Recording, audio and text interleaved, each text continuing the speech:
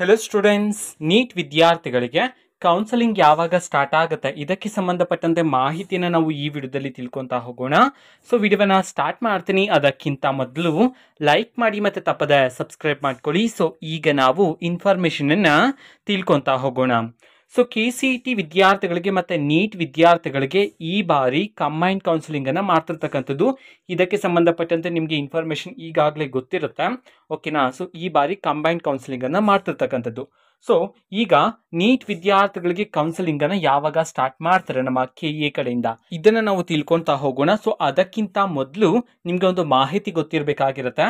ಅದು ಏನಂತಂದ್ರೆ MCC ಅವರು ಕೌನ್ಸಿಲಿಂಗ್ಗೆ ಸಂಬಂಧಪಟ್ಟಂತೆ ಸ್ಕೆಡ್ಯೂಲ್ ಅನ್ನು ಅನೌನ್ಸ್ ಮಾಡಿದ ನಂತರನೇ ನಮ್ಮ KE ಅವರು ಸಹ ಕೌನ್ಸಿಲಿಂಗ್ ಅನ್ನ ಸ್ಟಾರ್ಟ್ ಮಾಡ್ತಕ್ಕಂಥದ್ದು, ಓಕೆನಾ. ಬಟ್ ಇನ್ನೂ ಸಹ MCC ಕಡೆಯಿಂದನೂ ಅಷ್ಟೇ ಕೌನ್ಸಿಲಿಂಗ್ಗೆ ಸಂಬಂಧಪಟ್ಟಂತೆ ಯಾವುದೇ ರೀತಿ ಅಪ್ಡೇಟ್ಸ್ ಬಂದಿಲ್ಲ.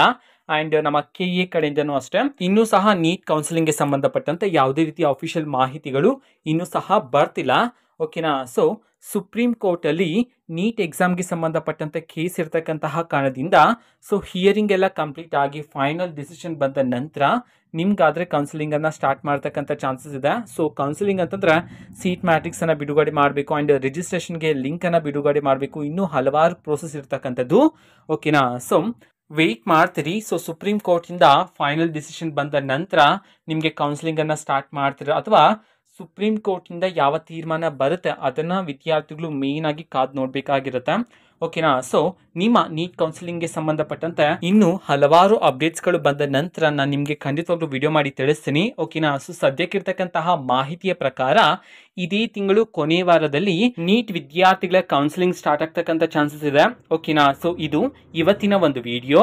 ಮತ್ತೀಗ ನಾವು ಟೆಲಿಗ್ರಾಮ್, ಇನ್ಸ್ಟಾಗ್ರಾಮ್ ಮತ್ತೆ ಫೇಸ್ಬುಕ್ ಅಲ್ಲೂ ಸಹ ಈಗ ವಿಡಿಯೋಸ್ಗಳನ್ನು ಅಪ್ಲೋಡ್ ಮಾಡ್ತಿದ್ದೀವಿ.